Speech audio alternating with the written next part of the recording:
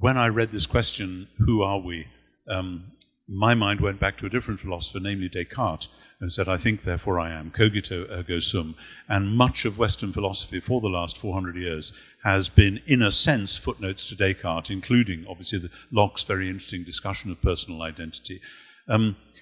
But again, my fear with that is that it's led us into a sort of rationalism, and that actually a Christian response, and Descartes was a devout Christian, I'm not saying he was a pagan or was denying the faith or anything. He was indulging in a thought experiment, which was also an experiment about thought and what you could deduce from the fact of thought. And I want to say, again, at the risk of sounding like a cracked gramophone record, amor ergo sum, I am loved, therefore I am. And I put it that way rather than I love, therefore I am, though I would say that as well, because it seems to me that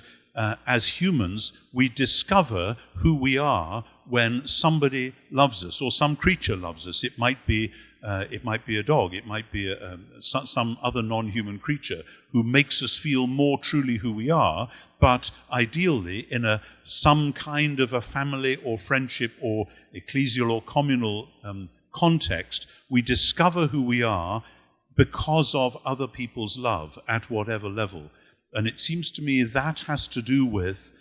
the Christian idea, which in the nature of the case is not just a Christian idea, but sheds light on other things, of being made in order to be part of a community, of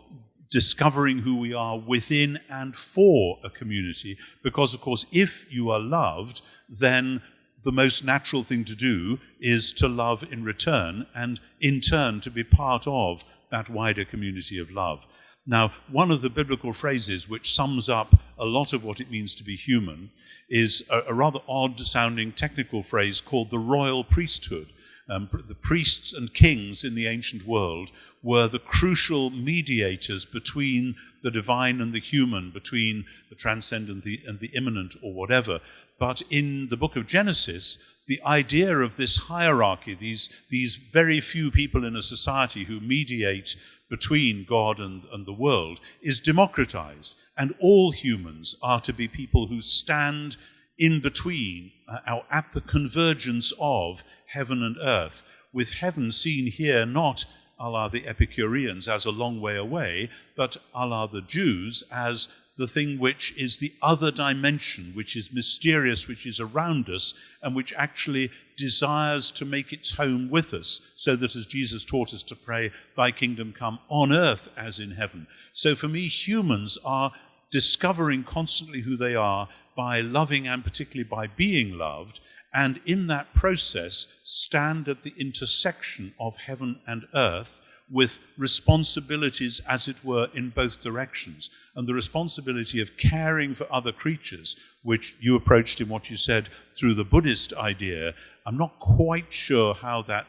emptying of self really works, but maybe you can say more about that.